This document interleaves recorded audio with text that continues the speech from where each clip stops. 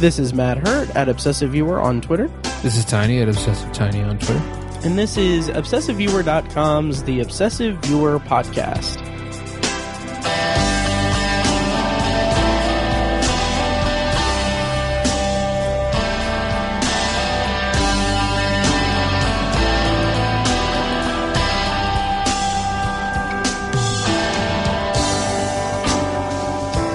Hello and welcome to The Obsessive Viewer. We're a weekly movie and TV podcast that covers a specific topic, be it genre, trope, movie, or show, each episode. You can find more of our work at ObsessiveViewer.com, and you can also find more of our podcasting at ObsessiveViewer.com/podcasts. You can also like us on Facebook and join the Facebook group at Facebook.com/TheObsessiveViewer. And of course, as is usually the case with our episodes, this week's sponsor is Horror Movie Yearbook, which can be found at HM Yearbook on Twitter and at HorrorMovieYearbook.com. Horror Movie Yearbook is a podcast presented by the Midwest Podcast Network that discusses and critiques horror films from based on their year of release and contextualizes them with the year current events and pop culture of their release year. So again, find that at HM Yearbook on Twitter and at HorrorMovieYearbook.com. Thank you once again to Midwest Podcast Network and Horror Movie Yearbook for sponsoring us. So Tiny, today we are doing a Netflix Picks episode. Yes, we are. It's been a while. Yes, it has been a while. I think I said last week that we only did like one Netflix Picks episode last year in 2017. Really? Yeah. Yep. Dang. And it was like early in the year too. Wow, we need to do more. I know, because it's I don't know, like this for background, this type of episode was born out of when Mike left the show back around episode 107. I kind of caused us to kind of reevaluate like how we would do like a two-man podcast, and this was an idea that was kind of born from that. And I really like doing these. Yeah, me too. Because it forces me to watch stuff that's on my queue that's been on there for years. Absolutely. Yeah. And then, so that's what we're doing today. And then we're also going to do a little bit of news and round out with some potpourri. Yep. And so before we begin with news and everything, Tiny, how you been? Anything new? Good. Working a lot. Nice. Working hard. Nice. Yeah, but it's good. Good. Very nice. Mm-hmm. Yeah, same here. That's about it. So yeah, I'm very excited for this episode though, because I'm very curious what you thought about your movie. Me too. Yeah.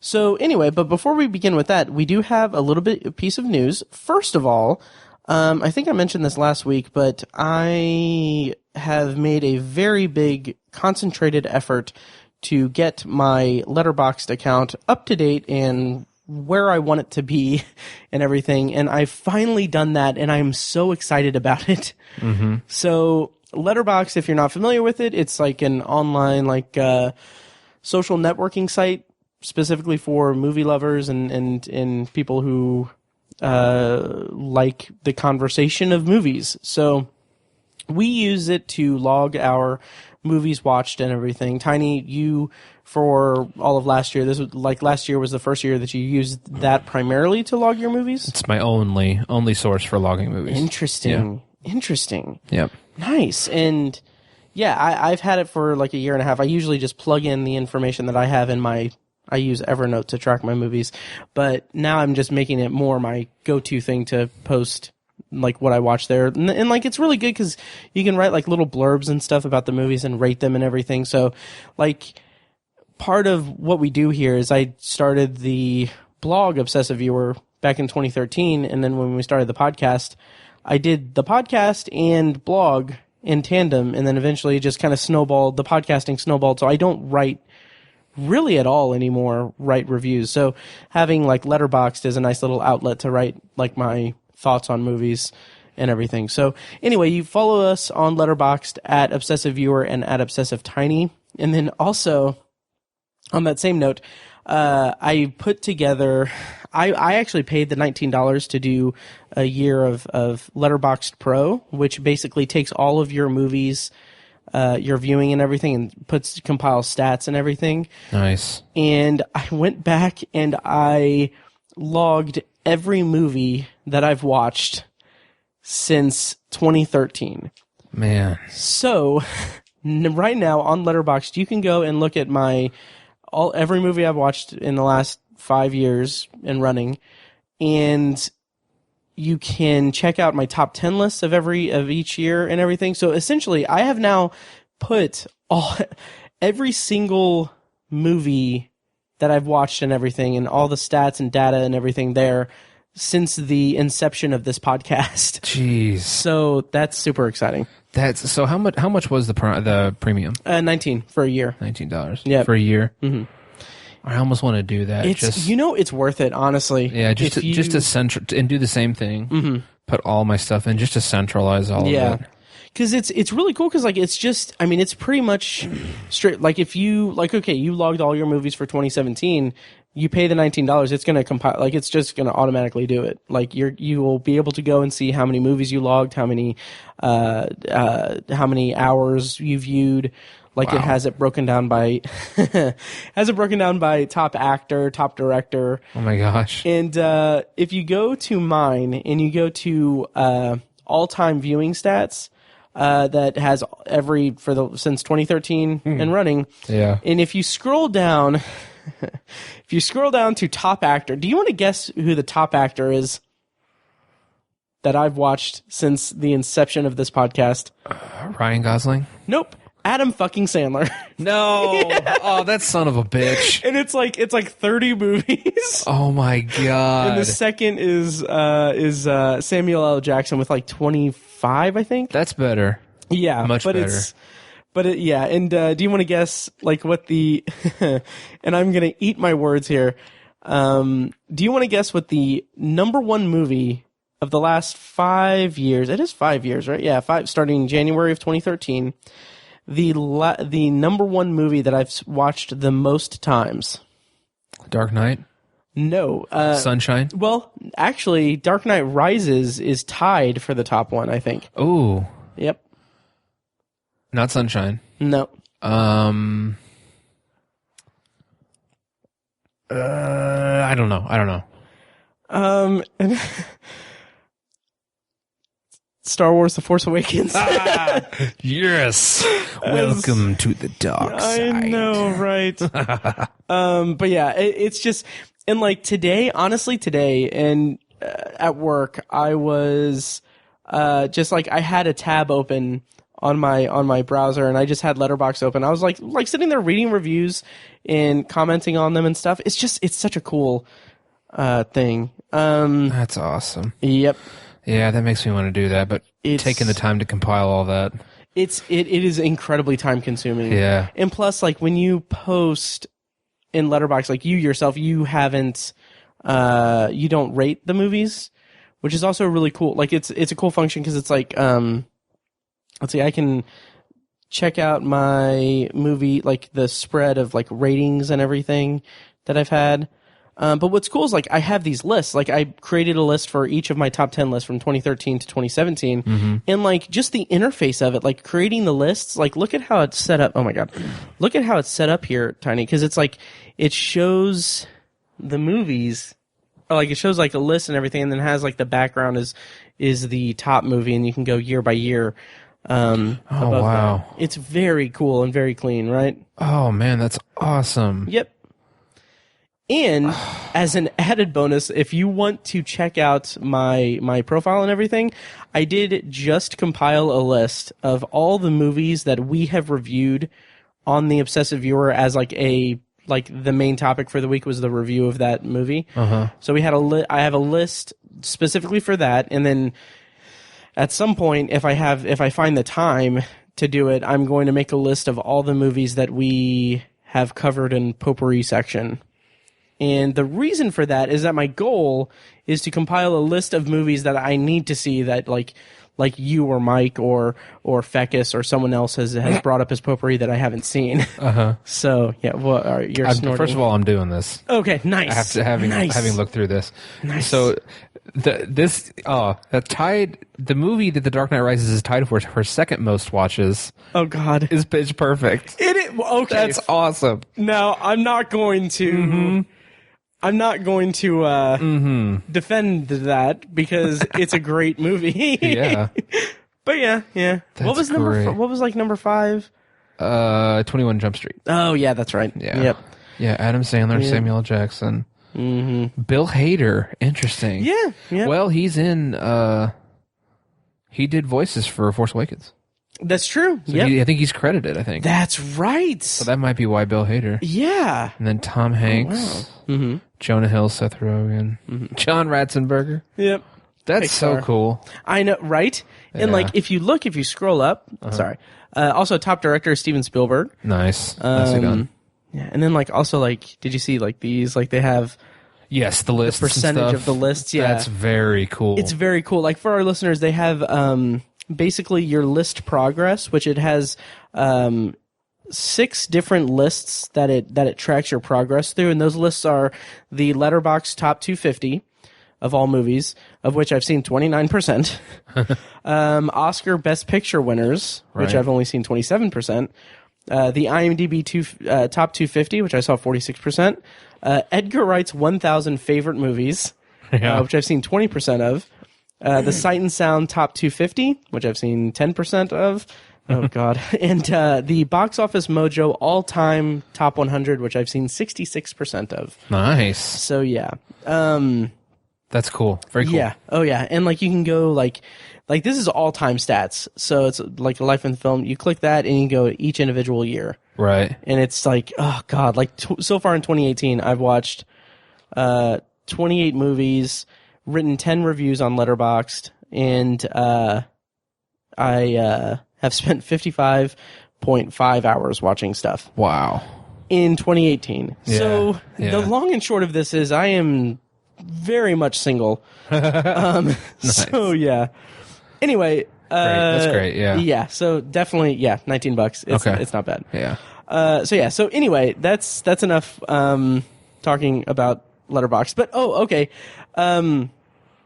Tangentially related to that, or specifically because of it, I have been seeing, because I follow a lot of like critics and everything. Mm-hmm. So I have seen a lot of posts and stuff and reviews and comments and stuff about Sundance, which is happening right now. Mm-hmm. So I have spent really all day today daydreaming about what exactly I would need to do to afford to go to Sundance.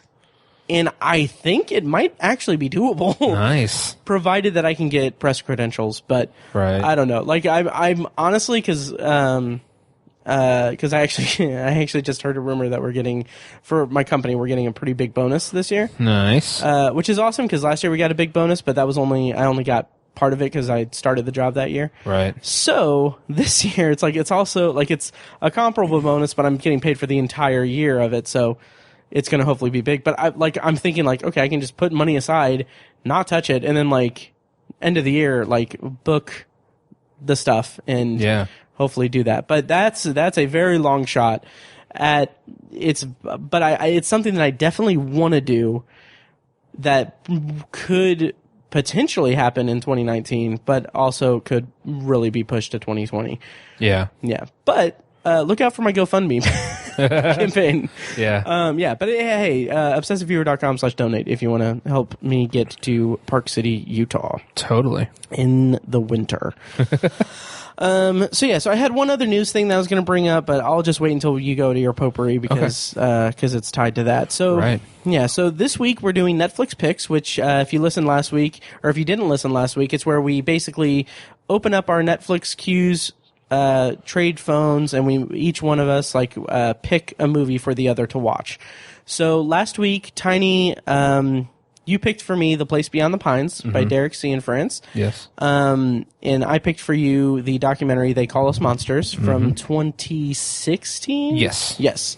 So who do you want to go first? I don't care. I can go first. Okay, yeah, because I've been talking a lot and everything. Yeah, so, Tiny, They Call Us Monsters. How did you feel about this documentary? And also, for our listeners, the plot description is legislators debate legislation that allows for adult charges for juvenile offenders. Right. Yes. I thoroughly enjoyed this. Interesting. From so many different levels.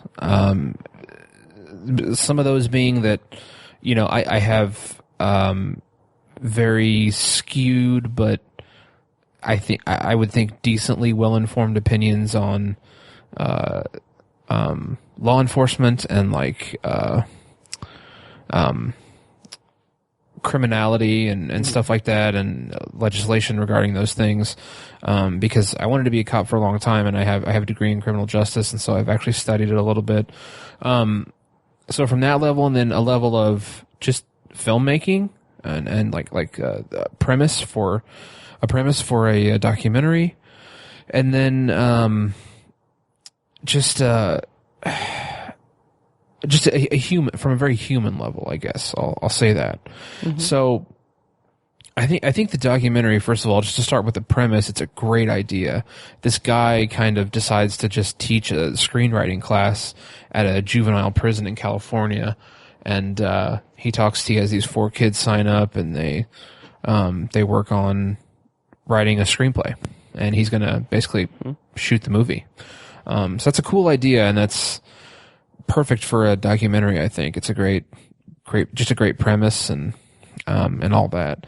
And so what jumped out to me the most with this movie is the human factor of, it ends up being like 3 kids really, that are the subjects of, this class that's taught inside this juvenile prison. And what blew me away about these kids is just how human they are, and just how unique they are. And they're super bright kids. They're smart kids. Like I was like really surprised. I was expecting kind of like a Scared Straight type thing, where the kids were like trying to be really like being hard asses and being like very, trying to show each other up and be very tough and braggadocious and stuff like that. But that was completely non-existent with these kids. Jumping out at me the most was this kid Antonio. He's 16 or 17 years old, and this kid is like, he has the kind of attitude and the kind of like, he's the kind of bright kind of person. Like he should be running a business somewhere. Like that's just kind of what I feel from him. He's a really bright kid. He picks up on things. Mm-hmm. He knows how to express himself. He's got a lot of energy, and he knows how to like deal with people. He's super personable. Like I wanted to talk to this kid. Like I wanted to have a conversation with this kid. Like he talked about reading these military brochures that the juvenile facility had, and like he was talking about how he wants to be a Navy SEAL and stuff like that. And this kid just like the kid just impressed the hell out of me. Mm-hmm. Like if I was interviewing in a job interview, I would want to hire him, regardless of the fact that he's a criminal. And it's just absolutely heartbreaking what happens to this kid. I mean, it literally broke my. Like I got a little choked up. I was like, man, I like that kid so much. And just like, and then this other kid, Jared, he's maybe not quite as like smart in the classical sense, but he's bright. He's a bright kid, and he's super charismatic. Such a charming, charismatic kid, and like, you know, I can see how he might be a bit of a hothead, but he's a nice kid. Mm-hmm. And I was just like, just blown away at what the crime that this kid committed. And then the other kid was what's his name? Juan. Mm-hmm. Just seemed like a very grounded kind of semi-introverted kind of just seemed like just a nice kid. Mm-hmm. And it's so crazy given, I think the title was perfect. They call us monsters, because if you look at these kids on paper and look at their crimes, it's like, man, these kids are monsters. They did horrible things that on their face are evil deeds. But then you get to watch for an hour and a half these kids be completely humanized and turned into these real people that you kind of like. And it's just, man, the juxtaposition of that with their crimes was just incredible. And I give the filmmakers a lot of credit, because throughout the movie, they remind us of the crimes that these kids committed. And it's, I mean, it's some heavy shit. Like it's messed up. It's wrong completely on its face, just wrong and terrible what they did. but I just couldn't help myself. I found myself just really liking these kids. I really like these kids, and that's, to me, that's what the movie accomplished so well, is the human value of the story they told, and the way they included that throughout the information that's dispersed in the movie. It was really well done. I was really blown away. And there's this whole controversy that they shed light on in the state of California. There's this legislation about, how you try juveniles as an adult and stuff like that. And that's a subject that I have very mixed feelings on. I think back to when I was a teenager and some of the stupid and bad shit that I did. What I want to be tried as an adult, and what was my mindset like back then when I was doing that stupid shit. And I have mixed feelings on it. I'm like, yeah, this kid should be tried as an adult, or maybe this kid shouldn't. I don't know. It's hard for me to think about. And this movie made me think about it, and I still don't know. I'm still not sure. But I think I like the legislation that California was proposing and eventually passed in this documentary. I think it's smart that, these kids are tried as an adult when they're 16 years old or 15 years old, and they get, sentenced to 60 years in prison. This legislation allows them to be up for parole after, I think it's 15 years. Oh yeah. And it eventually gets, it's like mandatory parole at 15 years. They're not mandatorily released after 15 years. They're examined. They're up for parole for the first time after 15 years. So yeah, I think the movie just balanced all these different feelings and all these different aspects of this story so well. I was just so impressed with it. I mean, I didn't get worn out or tired about certain things. I don't feel like they dwelled on certain things too much, or it was too long or too short. I was just super satisfied with it. I thought it was a great documentary. That's awesome. Loved it. So I the reason why I picked it for Tiny is that, I forgot that we do that. We say why we picked it for. Yeah. Totally forgot about that. My bad. I picked that for Tiny specifically because I saw the documentary back in 2016 at Heartland Film Festival, and you can actually listen to me talk about it for like a few minutes in one of our in episode 191 of The Obsessive Viewer, where I talk about Heartland 2016. So up front, I didn't get a chance to rewatch the documentary. I didn't even get a chance to listen to my comments on it. To be honest, I kind of forgot, or I thought that I had written a review of it, but I didn't, so it's only on that. So I was going to cheat and like read the review while you were talking, but there's no review to be read. But anyway, so I remember, like, this was a tricky thing that I'm going to have to revisit it after your comments on it, because I remember being a lot more lukewarm on it, for a couple of reasons. One being that, first of all, the kid Jared, I think is he the one that on the poster he's like in the middle? Yes. Okay. I thought was just so freaking obnoxious. Yeah. It's tough because like it's a documentary. It's like a real person, so it's not like they're not like writing him to, like they're not, he's not a written character or anything. But he was just so off-putting that was just kind of like, it just kind of got to me a little bit. Oh, really? Just a little bit. And then the other thing was that I felt like the kind of aspect of it where they're writing a screenplay, I kind of felt like that got a little bit lost and a little bit like it wasn't like a huge focal point of it, which I kind of thought that early on, I thought that it was going to be like about that. But other than that, was it Juan? That like I felt for that kid. He's the one who got deported, or he's gonna get deported when he gets released. Right. Yeah. Yes. Like I felt so much for that kid. Yeah. And by the end of it, I did have a better appreciation of it, if I remember correctly. But also, this was at Heartland 2016, and like I was at a disadvantage because I watched it pretty soon after I saw another similar documentary called Dramatic Escape, which I should have checked to see if that was on Netflix, because I would have had you watch it instead. But Dramatic Escape was a documentary about prisoners, like in an actual prison, who it's a program where they put on stage productions. Like the entire cast and crew are like, it's a program where they do theater in prison with prisoners, and like there was like the whole documentary is about how they were doing a performance of A Few Good Men, and it's just like the juxtaposition of them talking very candidly about their crimes and everything and their regrets and everything while doing this like military drama was really interesting. So I kind of think that kind of, I think that kind of colored my perception of They Call Us Monsters, because I was still kind of riding the high from Dramatic Escape, which is not on Netflix, by the way.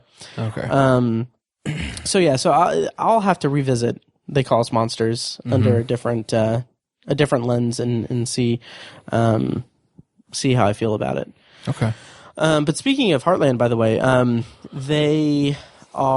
they're actually doing in July. They are basically doing the indie. I forget what it's called. Indie like short film festival. So from my understanding, they're actually taking, because like obviously Heartland has both feature length and short films. I think they're going to have like a separate like thing in July specifically for the short films, and then the event or the October Heartland Film Festival is going to be all features. I think that's my understanding, and that's when they're going to announce the winners for the short films. Interesting. Yeah. And I put in my PTO request today for not the whole week, because I'm hopefully going to Vegas in June. But nice. Did I tell you about that, by the way, Tiny? Okay. So I put in Fecus and my brother and a bunch of people. They're putting together a trip to Vegas first week of June. And if you remember correctly, the Friday of the first week of June is the first day of Indie PopCon. Oh, yeah. Yeah. By the way, we need to buy a booth or... Yeah. Yeah. But yeah, well, I'll figure that. With my taxes, I'll probably get it, and then you can hit me back at some point. Okay. Anyway, it's great podcasting. But so the actual week that we're going to Vegas, I put in my PTO, got it approved and everything. Gonna book it once I get my bonus, and then I'm actually like, they're gonna stay the whole week, but I'm planning on hopefully leaving a day early, specifically so I can be in town for Indie PopCon. Oh my gosh. So. Yeah. Wow. Yep. Anyway, that's sidetrack. But so that's They Call Us Monsters. Yes. Yeah. Totally. Yes. What would you rate it? And do you think you would start rating movies on Letterboxd if I? Yeah. The thing is, I always check in on Letterboxd right when I'm starting the movie. And see, I get that. Because I'm worried that I'm going to forget to do it by the time it's over. Yeah. And so I never rate them. So I'd have to retroactively go back. Yeah. Or you could just do it after. I know. Like the moment after it's done. Yeah.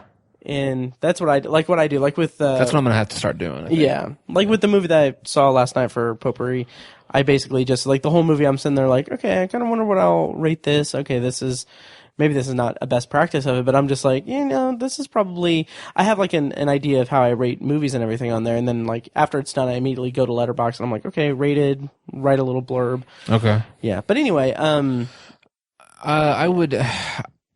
don't like the 4-star scale. That's the other thing about it. Well, it's 5-star. Is it 5? Yeah. Which, okay. I mean, you could view it as like each half star is a 1. Right. Yeah. Is a number. Yeah. Well, I'd give it 4 stars then. Nice. 4 stars, yeah. Sweet. And who would you recommend it to? I would say 18 to 25-year-old males, white males. No, I don't know. I'm not sure. Anyone who has an interest in it's kind of anyone who has political leanings, I would say. Okay. Anyone who's like a political person, because they'll probably have a pretty solidified opinion about how juvenile offenses are adjudicated, I think. Okay. Yeah. Now, do you think that the documentary presented its case and presented its what's the word I'm looking for? Like the stance that it took on this particular subject, like trying juveniles as adults and everything. Did you think that they, like, I know that you were swayed by it, or it influenced you and everything, but do you feel like it presented itself in an objective way that felt like that it could? Do you think that someone who has a more harsh stance and viewpoint of the criminal justice system and juveniles in the criminal justice system, do you think that they could be swayed by it? And is there anything different that they could have done? I don't know about swayed by it, but I think it would make them think at the very least. Because for me, like I said, I associated with these kids a little bit, or I empathized with these kids a little bit, and I liked all three of these kids. I thought they were I thought they were nice kids. I really did. And I don't feel like the filmmakers massaged that at all. I felt like that was all pretty genuine. But like you completely, you didn't like that one kid, Jared, at all. Right. And so like, I feel like other people would interpret or respond to these kids differently. And so some people might react the way I did and can start to think differently about their opinions regarding that, the controversy of the documentary, but some might not. So I don't know. It's kind of hard to say. I think California's doing it right, by the way, what this legislation they passed, because just to throw this out there, I mean, my personal feelings on it are, I think 14 should be the cutoff. I don't think anyone under the age of 14 should be tried as an adult. And I really like the idea of, saying that they're up for parole after 15 years. I think that's a really great way to do it, because you're still punishing them harshly punishing them for their crimes. 15 years is a long time. And it's still up to the parole board. It's not like they have to release them after 15 years. It's just they will be examined after 15 years, and then they're not up again for another 3 years or 5 years, or, it's completely up to the parole board. So I think that's a great way to do it, because I do think minors need to be tried as an adult a lot of the time. I really think they should, but I don't think they should necessarily have to die in jail for it, depending on their crime. So, and their involvement in the crime. So I just think the way that it all played out in the documentary, I'm impressed with California's system for dealing with juvenile offenders. Interesting. I think that's a really good way to do it. Okay. And would you watch the movie that they wrote?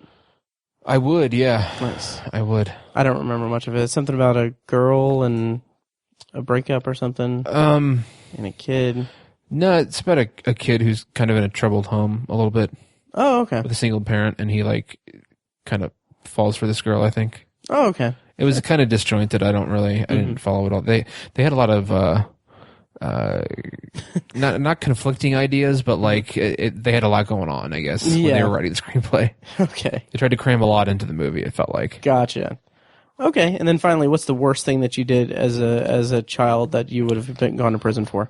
I will not admit that on the podcast. Okay, cool. Well, statute of limitations, man. I'm embarrassed by it more than anything. Okay. It's bad. Okay. But it's not I think people wouldn't think it was that big of a deal, but I'm really embarrassed by it. Okay, well, wait until they excavate the bones. Oh my God. That's terrible. Tiny did not murder anyone. There's no physical harm involved whatsoever, okay. I promise. Okay. Was it pooping in the girls' locker room? No. Okay. Oh, no, no. Yeah. That's entirely embarrassing. That's funny. Right. What I did wasn't funny. Yeah. I actually like to tell that story because that's funny. Yeah.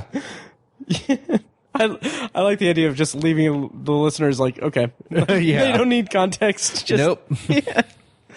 Oh, God. All right. Anyway, so that's They Call Us Monsters. That's on Netflix. Tiny enjoyed it. I'm going to need to revisit it. Yeah, and watched it at Heartland, and yep. Yep, Maddie, you watched The Place Beyond the Pines? Yes, I did. Schenectady. So, yes, Schenectady. Yeah. Is that a real place? Yeah, that's what Schenectady means, is The Place Beyond the Pines. It's a Mohawk word. Oh, seriously? Yeah, it's an Indian Mohawk word. Oh my, I honestly had no idea. Yeah, that's where the title of the movie comes from. Wow. Yeah. That just blew my mind a little bit. Yeah. Okay. Nice. So The Place Beyond the Pines, or Schenectady, is a 2012 Derek C. in France movie about a motorcycle stunt rider turns to robbing banks as a way to provide for his lover and their newborn child, a decision that puts him on a collision course with an ambitious rookie cop navigating a department ruled by a corrupt detective. And so I initially tried to watch this movie. I think it was Monday after work, or Tuesday after work. We're recording this on Wednesday, so Monday after work. Anyway, neither here nor there. So I tried to watch this after work one night, and I got kind of sidetracked because I ordered pizza and they gave me the wrong pizza. So sons of bitches. I know. So talking about excavating bones, but anyway. I got a free pizza. It's fine. Anyway, so I tried to watch this after that, and it was just one of those times where like I wasted so much time like dealing with crap that by the time I sat down, I was like, okay, this is a 2.5 hour movie. I have like 2 hours before like the absolute latest that I want to go to bed. Mm-hmm. So I got 20 minutes into it and I was like, I'm not going to be able to focus on this. I'm going to be too tired, and I'm just going to have to cram it in before Tiny comes over to record. So we ended up pushing the recording, so I was able to watch it yesterday without interruption and without issue. And for starters, okay, so I felt like at the beginning, it had a slow start. So I'm not going to spoil anything, but the movie is very much split into 3 distinct sections. Mm-hmm. And the way that it's the story unfolds, it's kind of like this interwoven kind of long spanning drama that's almost like a Greek tragedy in a sense. And there's the way that it's interconnected is very interesting. But that first 20 minutes, I was kind of at a loss, because it's a lot of like jumping around, like, oh, Ryan Gosling is a stunt man for the circus, I think. And oh, he has a kid. Oh, she's not with him. Oh, there's Mahershala Ali. Which every time he was on screen in my head, I was saying his name because his name just, like the sound of his name is awesome. It is. And he's a great actor too. He is good. Anyway, so it just seemed kind of disjointed at the beginning. And then once he robs his first bank, for starters, I thought that it was going to be like, oh, like an indie drama version of Point Break. And then it made me think, like, I really need to watch Hell or High Water again, because it kind of reminded me of that. Yeah, totally. So anyway, once he robs his first bank, I was kind of more floored by it and more on board. And then how to talk about it without going into spoilers, but there's a change, or the narrative shifts a little bit to incorporate Bradley Cooper's character as a police officer who's dealing with a corrupt police force.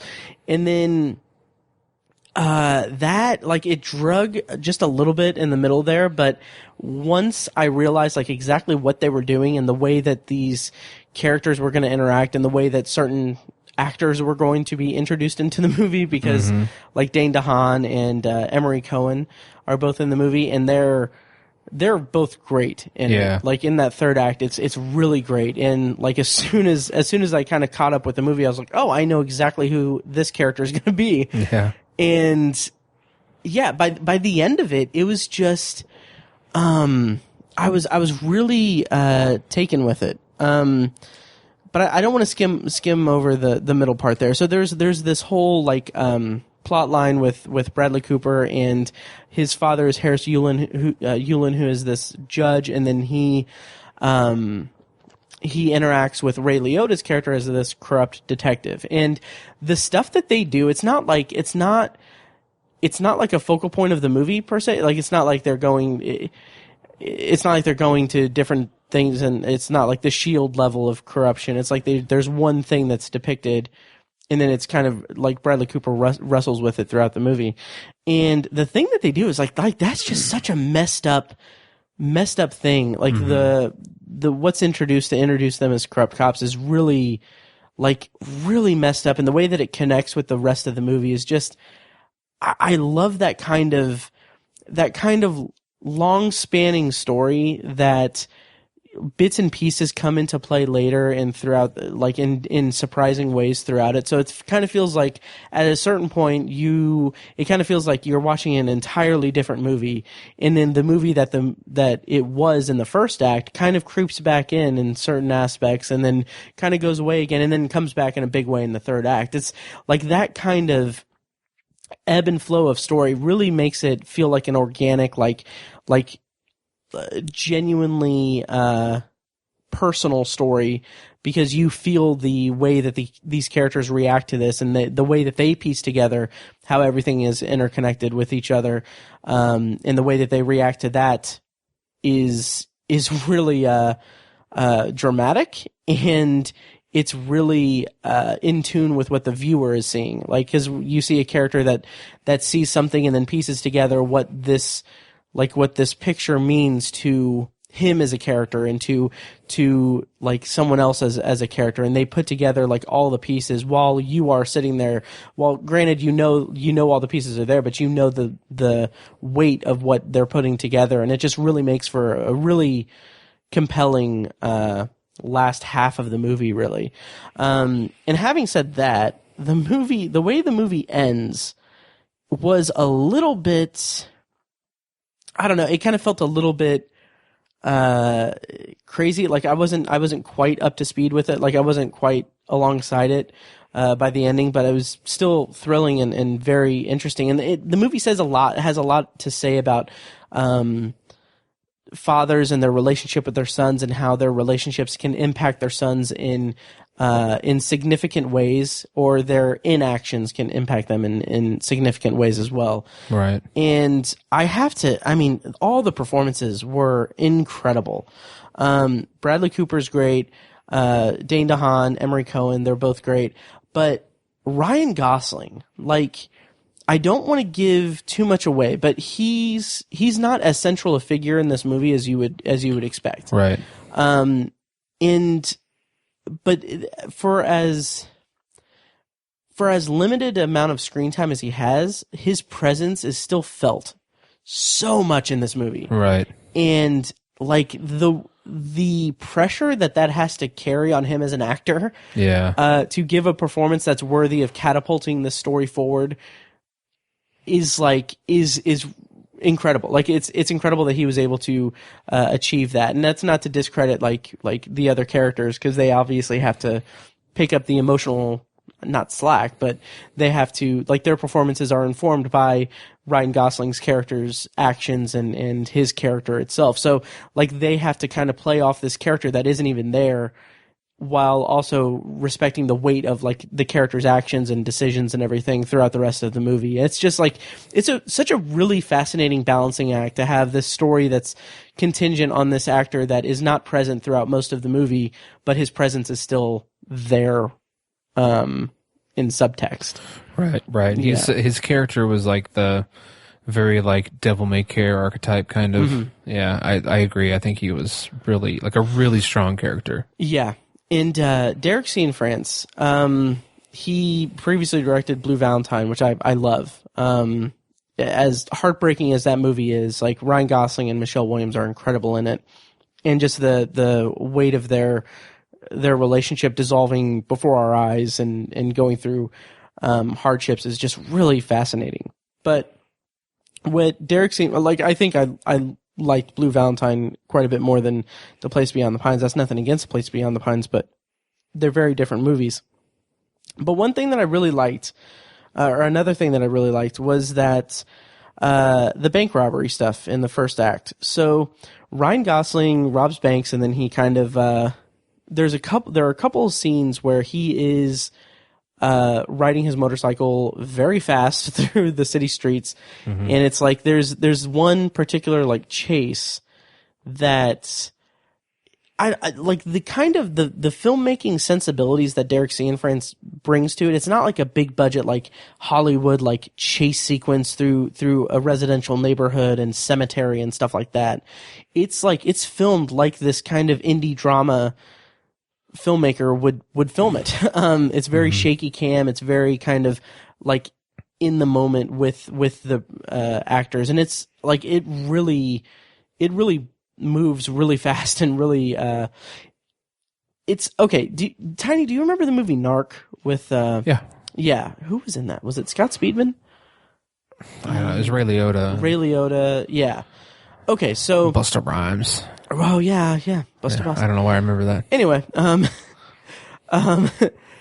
so the movie Narc, it has like a handheld like film thing that's very shaky cam and it's kind of disorienting. Mm-hmm. Like The Place Beyond the Pines kind of adopts that style, but it's more refined and more I don't want to say more steady because it's not like steady cam because it's still shaky, but it's like they know where to put the camera, yeah, and where like where it needs to be for the audience to follow it along, and it's really interesting.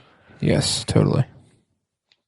Yep, and so I on Letterboxd, Tiny, I rated The Place Beyond the Pines a certain amount, 3.5 stars.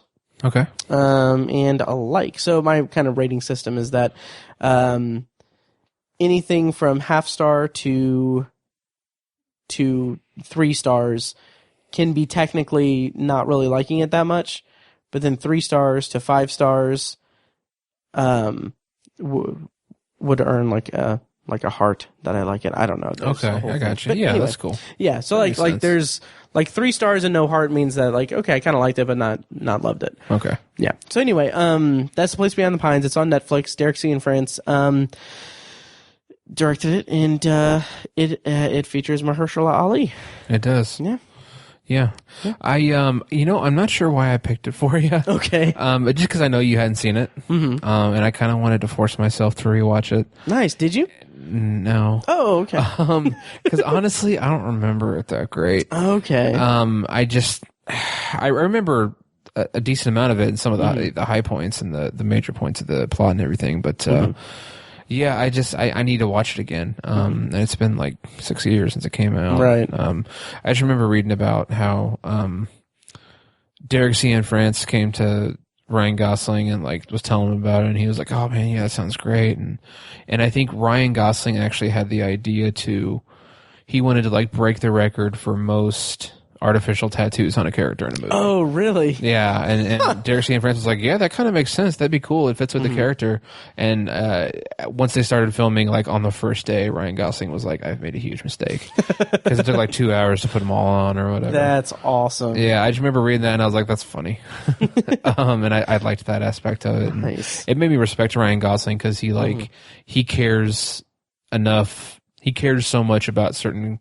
being an actor and his craft and everything that he wants to like strive for something so ambitious. Oh yeah. I thought that was really cool. So. And I've always respected the hell out of him as an actor. Yeah. And he really he has like this kind of understated quality to him in this movie that's like it's kind of like I think that's why the first like 15-20 minutes is why I was kind of disconnected because it's just he's not very reactive to things. Yeah. But man, when he is like, he's just like as the movie progresses and you get to a point where he's reacting to things and you get a better sense of what his character is like. It's just, he's knocking it out of the park. It's really, really incredible. Absolutely. And then let's see. Oh yeah. Okay. So I was looking up Derek C. and France because like you said, this was like 6 years ago and I can't remember if he had anything recently. But he did have, in 2016, The Light Between Oceans, which I haven't seen. Yeah, that was completely off my radar. I don't even know what that is, really. Oh, yeah, it's something about a lighthouse? Yeah, lighthouse keepers in Australia. I saw that. I mean, it's got Michael Fassbender, Yeah. Alicia Vikander, Rachel Weisz. Yeah, good cast. Yeah. So I might have to try to find that. Oh, yeah. I don't know if it's streaming anywhere, but yeah, I'll have to check that out too. I'll add it to my watch list on Letterboxd. Right. So yeah, anything else on Place Beyond the Pines? No, I don't think so. Okay. Yeah, we're gonna definitely have to do more Netflix picks. Totally. And like I said last week, I really want to do like an Amazon Prime thing and call it Prime Selections. Yeah. I definitely want to do that. So Yeah, that'd be good too. yeah. So let's go ahead and round us out with some potpourri. Let's do it. Yes. So for first-time listeners, potpourri is a section of the podcast where we talk about pretty much anything we want as long as it smells good. That's anything that we're looking forward to, anything that we've watched lately, pretty much anything we want to talk about, movie or TV related. So, Tiny, I have two things. You have one thing? Yes. All right. Well, I'm going to go ahead and get us kicked off with a movie that I watched last weekend, I, Tonya. Nice. Yep. So I, Tonya got, I forgot to look up the nominations, but it got nominated for, I want to say editing. Mm-hmm. And did Margot Robbie get a nomination? Yes. Okay. And Allison Janney got a nomination too, I believe. Yes. Yeah. So I, Tonya is it's a movie about the Tonya Harding, Nancy Kerrigan, assault, back in, I think it was 94. The kind of thing about it, Tiny, have you seen the trailers for this and stuff? Yeah. Okay, good. So the kind of, the thing that's in the trailer is that this is Goodfellas of figure skating. And it really is. It's like it's like the style of it is very much like The Big Short and Goodfellas and there was a closer comparison I was going to make, but anyway, it's like a meld of The Big Short and Goodfellas, where it's this story. It's like a crime story that is being told by the subjects essentially of it, played by Margot Robbie, Sebastian Stan, and Allison Janney. So I was really surprised how much I enjoyed this movie. Nice.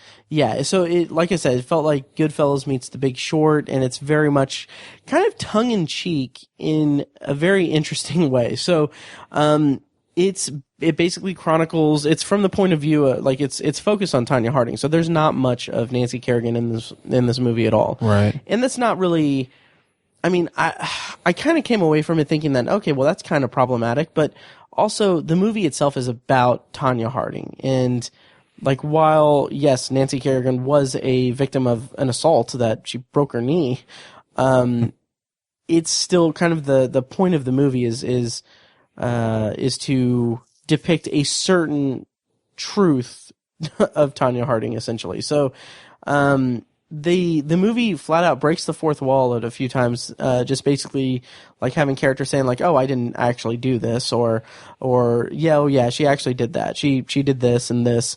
And it's like it's played to comedic effect, but it's like actually really, it's really kind of cool. It feels not necessarily seamless, but it just feels like it moves a lot. Like, it doesn't feel out of place that Margot Robbie is holding a shotgun and fires a shot at a doorway, then looks at the camera and is like, I didn't actually do this. Like, it doesn't feel like it's out of place. It's just, it's part of the momentum of the movie. Okay.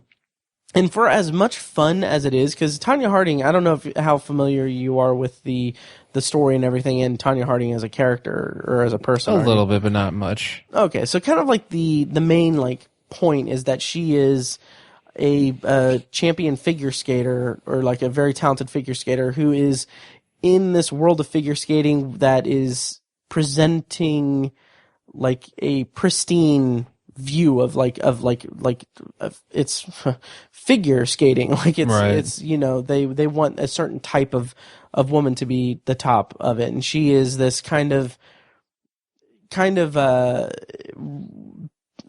poor home life, kind of trashy type of upbringing and everything. So she doesn't have that, but she has the talent for it. So that's kind of the central conflict for her character throughout the movie. But kind of the big thing, like there are a couple relationships in this movie that are kind of the focal point of it. So it's her relationship with her mother, played by Allison Janney, who is phenomenal. Like, she is fantastic. One of my favorite actresses. Absolutely.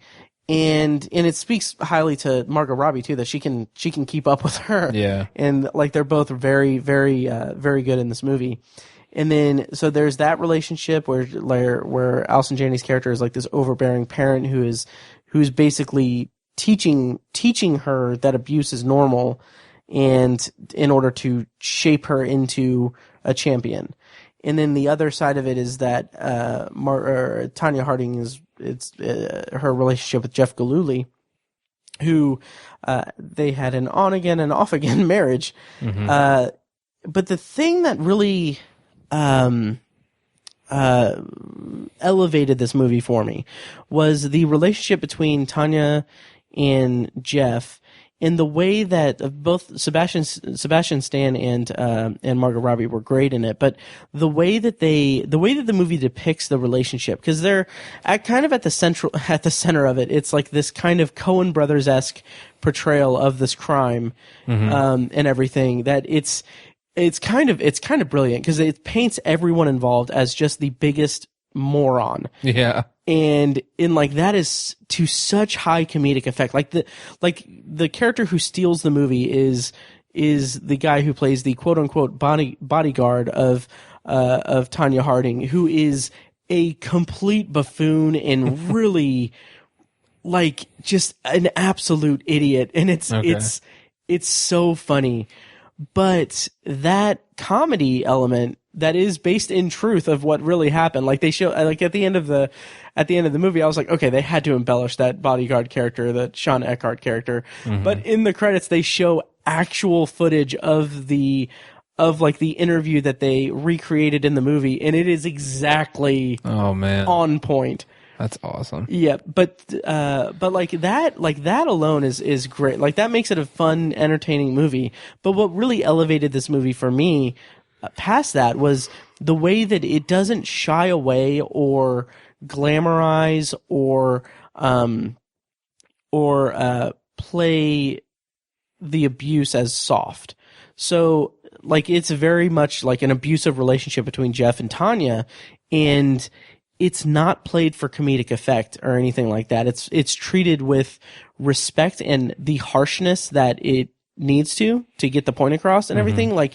There's moments where you're laughing 1 second about, oh, this is kind of a silly kind of crime caper thing, and then, oh shit, he just beat the shit out of her. Wow. And it's that jarring kind of thing that really puts you into a position of you kind of understand where Tonya Harding's character is coming from, that she is, granted, there are moments where she's telling us exactly hey, that I'm I just grew up abused, and that's just how I figured that it worked and everything. But the way that the harshness of the abuse and the physical altercations take place really, really puts you into the movie, into the despair of the characters, so that it takes them out of being just complete buffoons that are out of their element and doing something or putting wheels in motion to injure a fellow competitor. Mm-hmm.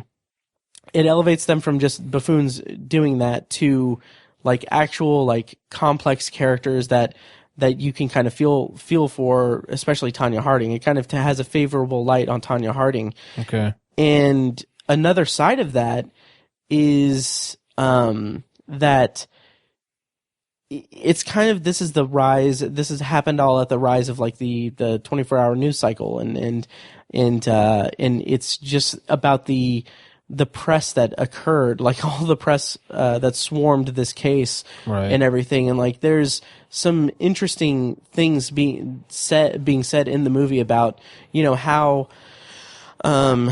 how the press can really affect a person's life in a negative way just by chasing a story that doesn't need as much coverage, or maybe saying it doesn't need as much coverage is disrespectful to Nancy Kerrigan. Yeah. But it's something that is harped on for the drama of it and not the journalistic integrity of it. Okay. Yeah. And my final piece I'll say about I, Tonya is that, oh man, I'm blanking on his name.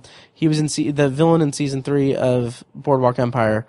Bobby Cannavale. Yep.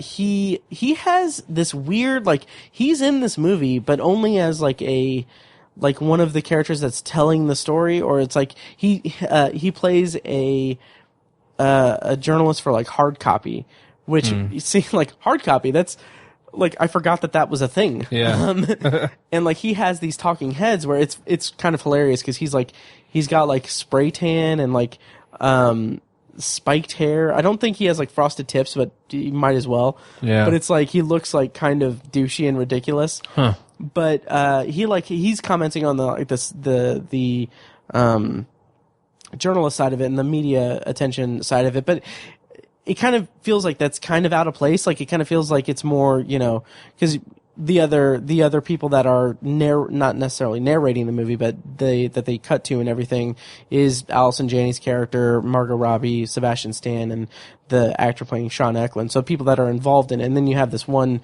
kind of lone person who's like, oh yeah, the media.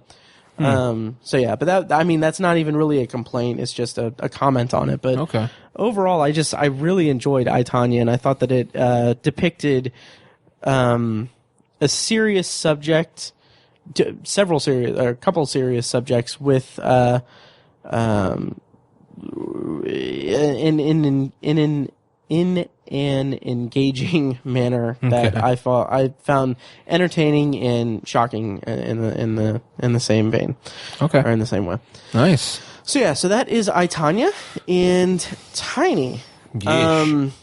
What is your potpourri? My potpourri is Big Little Lies. Like I said, been on a big TV kick lately, and Paige and I decided to watch this. Full disclosure, this is the first time I think I've ever done this, which is a big statement.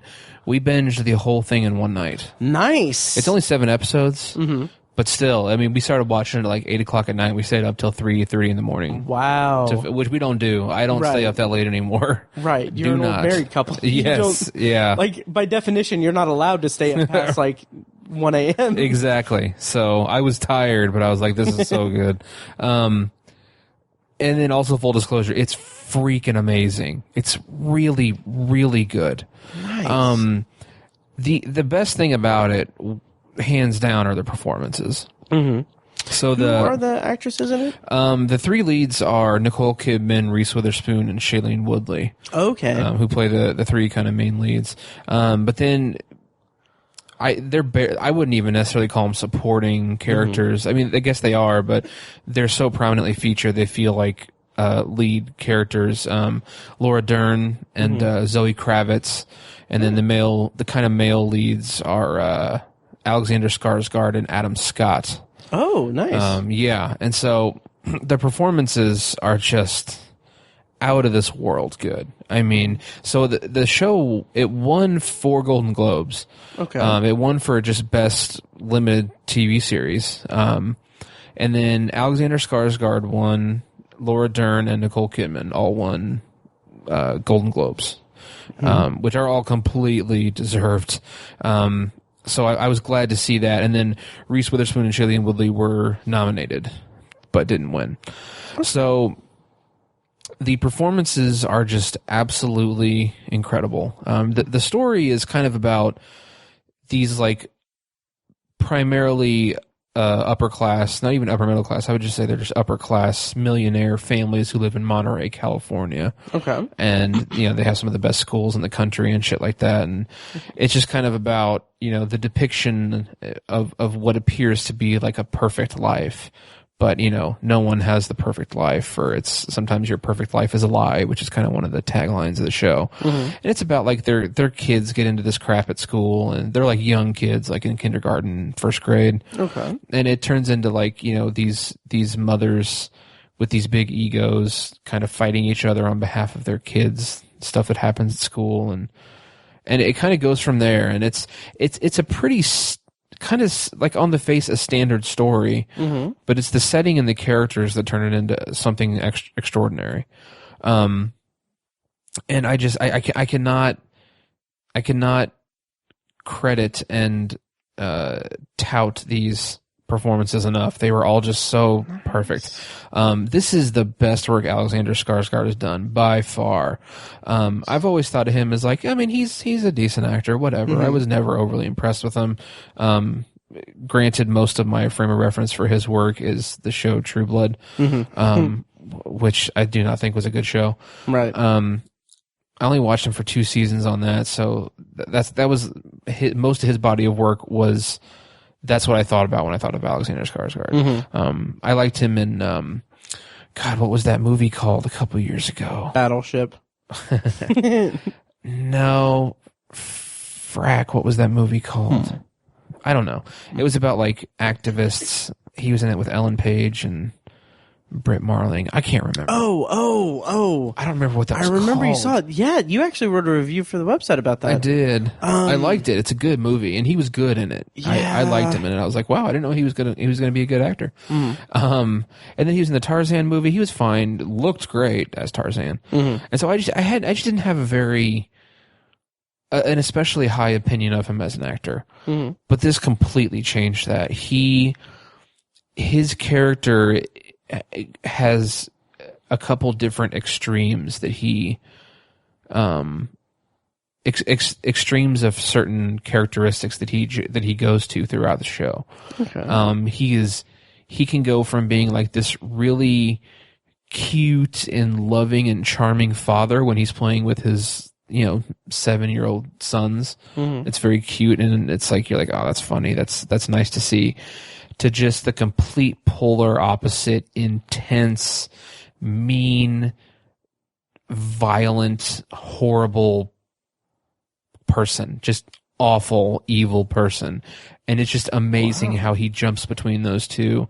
And he's hard to watch in this show. Like, and I mean it in the way that you see a freight train barreling down the tracks at a semi that's stalled across the tracks. It's like, oh my God, this is awful, but you can't look away. Like that's how I felt about him in this show. He awesome. I was so glad he won a Globe because he was phenomenal. Nice. But I can't take anything away from anyone else in the show. I think this is some of Reese Witherspoon's best work as well. Like she has 2 Oscars, so she's a hell of an actress. And I've been a big fan of hers for a long time. I've always thought she was a great actress, but I think this is right up there with her Oscar work. I think she did a phenomenal job. She plays this very, she's a housewife and she needs something. She's so intense and she's so, she's such a type A personality that she has to have somewhere to focus her energy. So she focuses it on her kids, and then she's like involved with like this local theater that she volunteers at, and she takes everything way too seriously, and it's like she's annoying, but you actually like her. She's really hard to fit into a box, other than she's just super type A and very go-getter and speaks her mind, and she's an awesome character. And I'm a little disappointed she didn't win an award for it, but it doesn't matter. Her performance speaks for itself. It's incredible. Nice. I've Laura Dern is another one of my favorite actresses. She's terrific. I loved her performance in this. She's also very, very intense, and just kind of a almost bipolar-ish kind of character. Shailene Woodley's always nice. She's in that Divergent series of movies or whatever that suck. And that's kind of her biggest claim to fame, which is unfortunate because those movies suck. Right. They I'm actually sorry. Stopped making them. They're done now? Okay. Yeah. Well, they were going to make the last one, but then the previous one didn't perform well enough. So I think they dumped it on TV or something. Good. I think they even recast. Okay, good. Yeah. I didn't like him at all. So I'm glad she's showcasing her talents in other works, like The Fault in Our Stars, and then this. I think she's good. She absolutely deserved her nomination, but everything about this series was so good that she kind of got lost in the shuffle a little bit.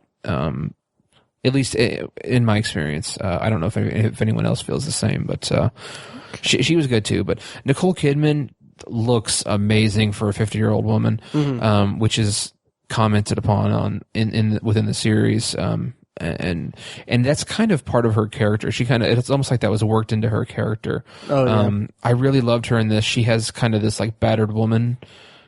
She's like a battered woman character, but with a really interesting twist and I guess you could call it a twist, but like a spin. I'd say it's more of a spin on that kind of archetype character. Okay. And she plays it really well. She has some like one-on-one counselor moments that are just like heartbreaking. I would say they're heartbreaking moments. It's really intense, and I obviously Nicole Kidman is a great actress and she's highly revered, and so I knew she was good. I feel like I haven't seen her be incredible in a few years. Okay. It's just been a while, and I forgot that she's one of the best actresses out there. Yeah.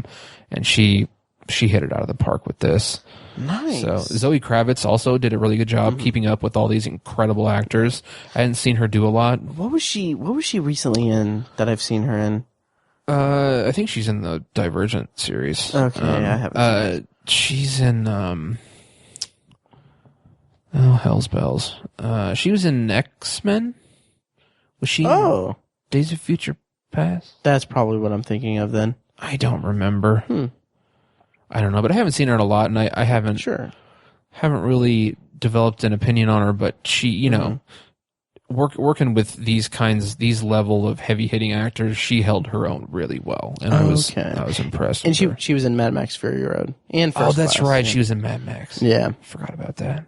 Okay. And Adam Scott, awesome. I love Adam Scott. I am amazed at how he can be like goofy. Like goofy comedic, almost like physical comedy level funny actor, and then do something like this where he's not. This is not a funny role for him. This is not comedy. It's very dramatic, and he plays Reese Witherspoon's husband, and he's like this like computer engineer guy, kind of a dorky, squarish kind of guy. Okay, but also like very like a pretty emotional guy, and he has some very good one-on-one like married couple conflict scenes with Reese Witherspoon. Nice. I cannot say enough about the performances in this show. That's awesome. And it's only 7 episodes? It's only 7 episodes, yeah. Okay. And there is like a twist. There's like this mystery throughout, and it's kind of a twist ending at the end. And I figured it out. Did you really? Which I'm really proud of, because I'm a big movie buff, and you'd think I'd be good at it, but I'm not good at figuring out like, I can this is who the killer is. Yeah, I'm really not good at it. Yeah. I'm not. But like the 3rd episode, I was like, I think this guy is this, and Paige was like, oh well, maybe. And at the end, I was like, oh my god, I was right. Oh my god, and it's like this big reveal, and it's very shocking, and when you watch it, you'll probably figure it out pretty quickly. Hopefully not. Okay. I'm not good at that stuff. And so I was really surprised that I figured it out. It is absolutely phenomenal. Nice. Go watch it, please. It's so freaking good. It's on HBO, by the way. I guess I should have said that. But and you didn't hear the news today that they announced? No, I knew that they announced there will be a 2nd season. Yes. And I'm so excited to give this to you because this is like a pretty big news that like the internet is like crazy about. Okay.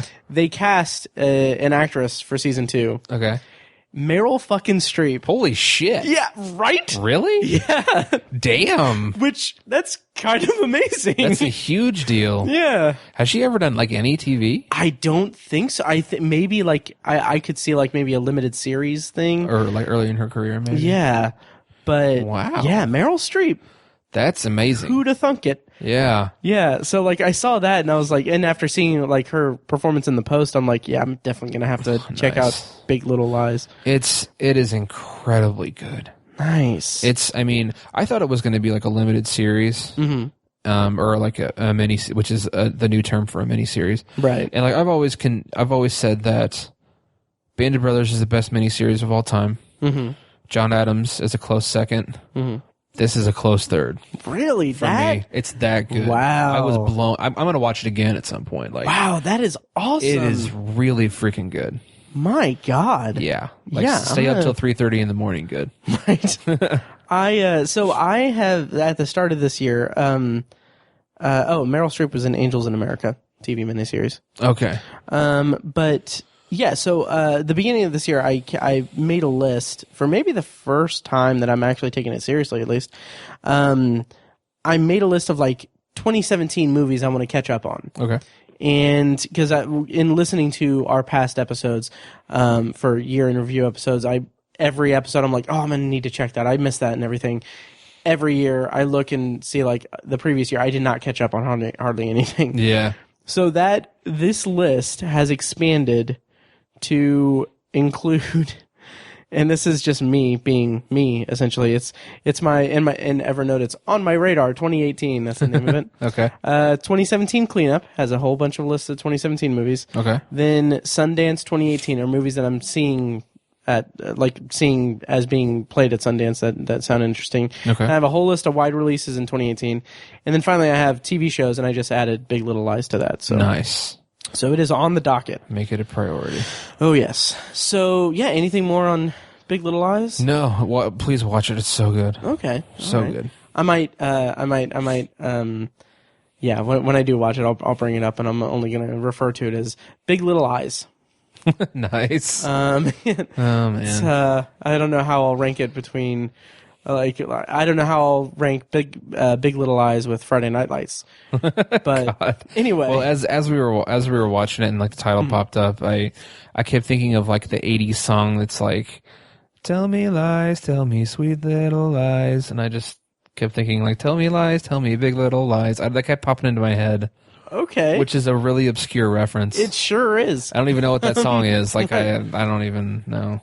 Obsessive music listener? No. Okay. No, stop. Okay, that's well down, Maddie. Okay. I don't think I mentioned this, but last week when I meant to bring this up, I think I tweeted this and everything. But when I was talking about ER last week, I tweeted that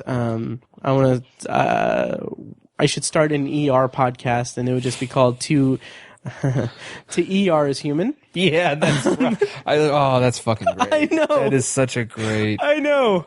And it's wasted because I'm maxed out with podcasts. Yep, you are. Yep. Yeah. Damn. Anyway, and then just quit your job. I know. I wish I could. I really wish I could. ER is to human. To ER is human. ER is human. Oh my god. Yep. Damn. I know. Perfect. Yeah. So anyway, should I round us out with my Yes, potpourri? please do. Okay. So speaking of Nicole Kidman, actually, okay. I watched a movie titled "The Killing of a Sacred Deer." Oh. And are you familiar with this movie at all, Tiny? I'm not. Okay, so I saw it kind of listed.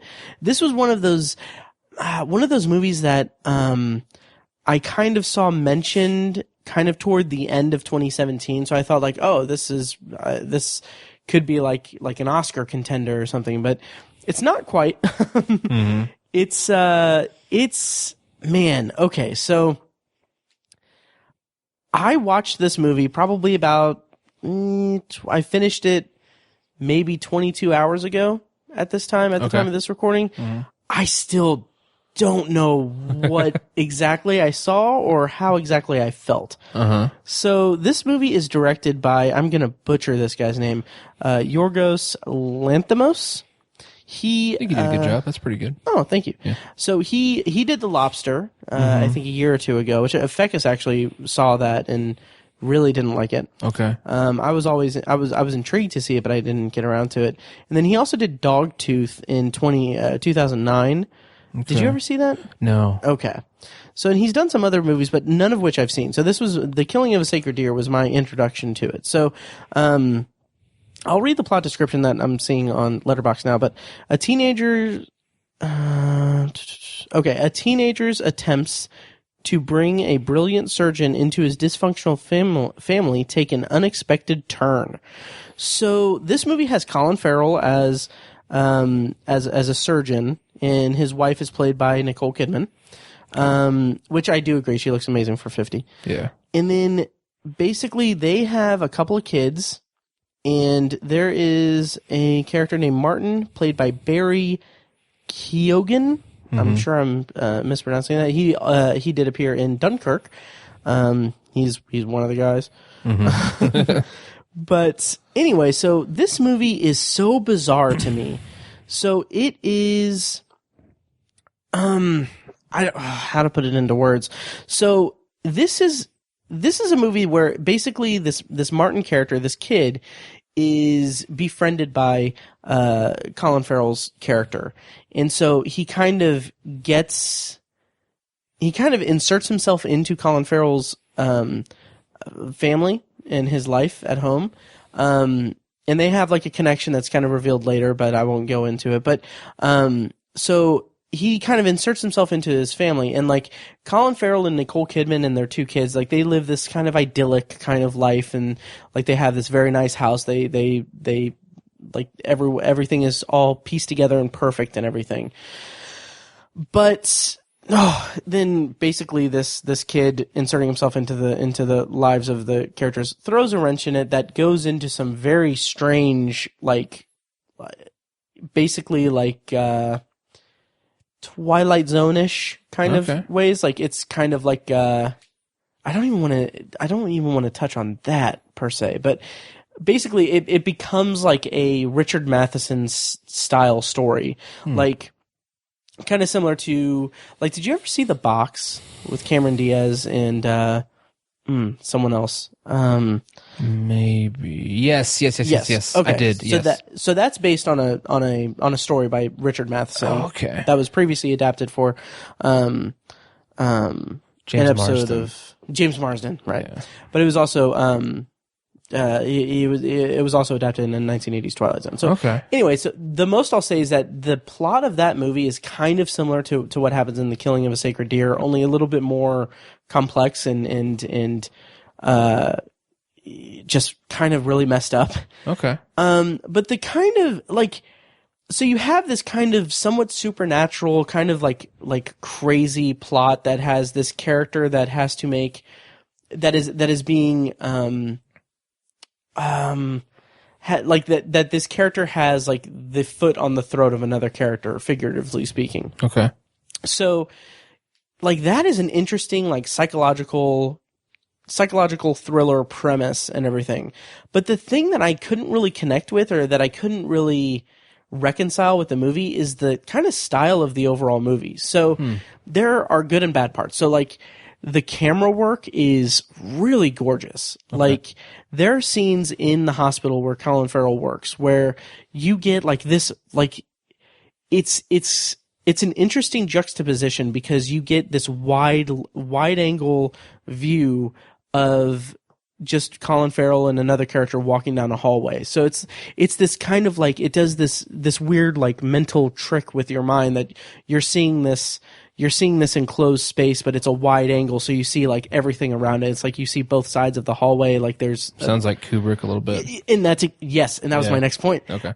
It very much evokes memories of like Kubrick films, and that's even down to the score. Like there's this like this very like sharp, high pitched kind of I wouldn't say orchestral, but like kind of like strings and piano that's like it cuts in and it kind of assaults you. Okay. So like it's not like this slow build where it's like, oh, something is about to happen or this character is behaving sinisterly, so we need to kind of lay this ominous tone. It's like two characters are walking and it's like boom, boom, not like boom, boom, but like boom, boom. I don't know. I can't do it. But anyway, like very high pitched screeching.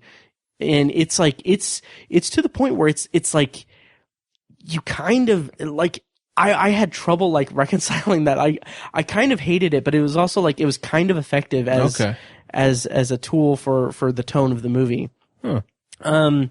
But the other thing I'll say about it is that over the course of the story, it's very clear that this movie is meant to, make you leave you with formulating your own opinions on it and your own interpretations of it. Like this is a movie that doesn't necessarily have like, I don't think that the director had a singular like statement to make about it. Okay. I think that it's something that is left up to your interpretation, and that's something that I'm still wrestling with because I still don't know what the fuck I just watched. But it's the best thing I'll say about it is that it's going to stick with me for a while. Okay. And it definitely has me intrigued to check out more of his work. I definitely want to still check out The Lobster because I like the premise of that. Okay. And then Dogtooth, I've heard, is pretty messed up. So I'm very intrigued. Yeah, it's, man, and I rented it on Google Play, so that's how I watched it. Okay, I was curious. Anywhere, but yeah, it's It's such a weird movie, but Sometimes weird can be great. Oh, absolutely. So yeah, I'm curious. And yeah, it's just something that I'm still kind of wrestling with, and I don't regret watching it, but I just don't know what the hell I watched. So you do kind of recommend it, though? I do. I definitely want you to see it, because I want to have a longer conversation with you about it. Because it's definitely a movie that is up for debate and up for discussion. Okay. For sure. All right. Yeah, and that about does it. Fekus is on his way over to record a bonus episode about the Oscar nominees. So, yeah, and okay, so we had planned, we're going to have a bonus episode about the Oscar nominees. And then next week we're going to be reviewing Black Mirror Season 4. Yep.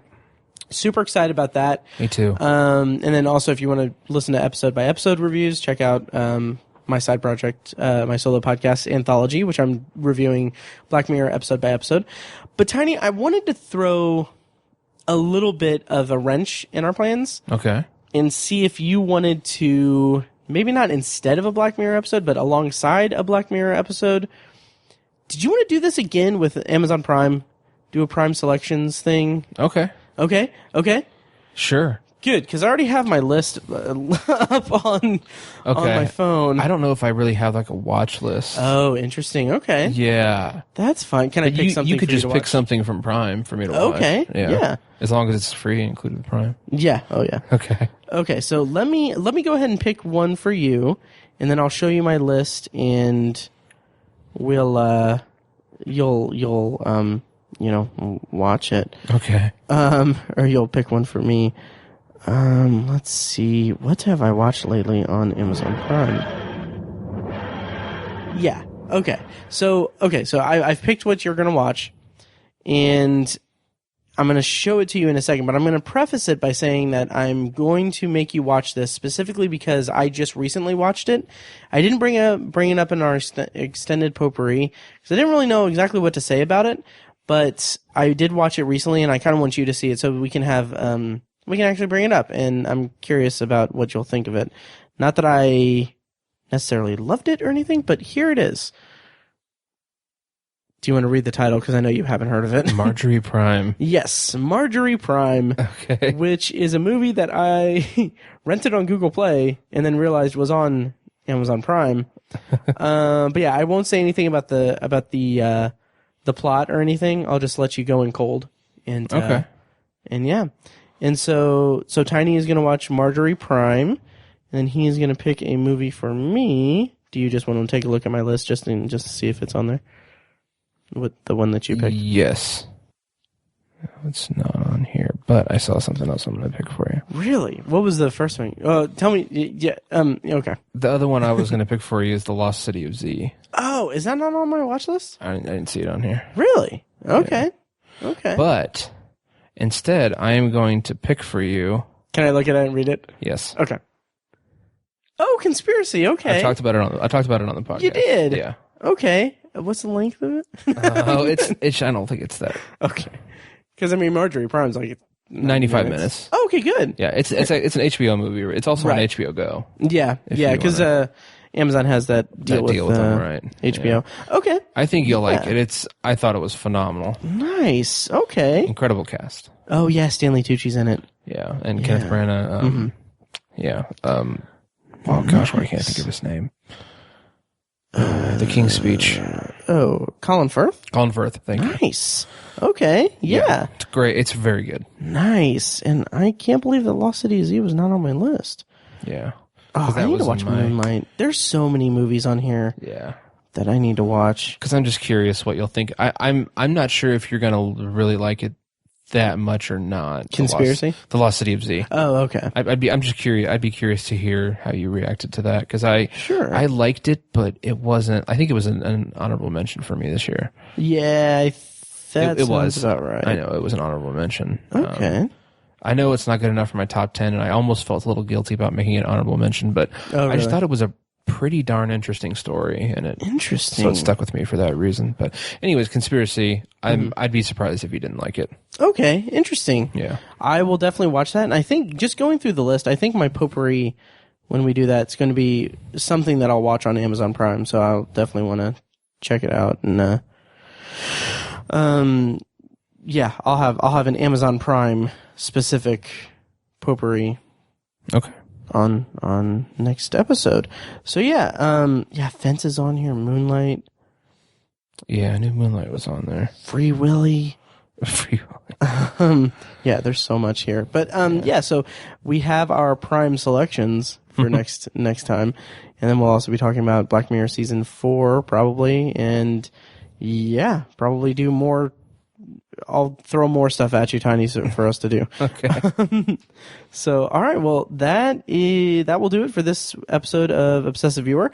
Thank you guys for listening. And again, follow us on Letterboxd. It's fun. If you're listening to this and you like tracking your movies, go to Letterboxd. It's free unless you pay the $19 for all the stats and everything, but it's not required. So yeah, @Obsessive Viewer and @Obsessive Tiny on Letterboxd.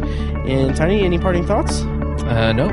All right, great. Well, thank you guys so much for listening, and we'll see you next time. Thanks.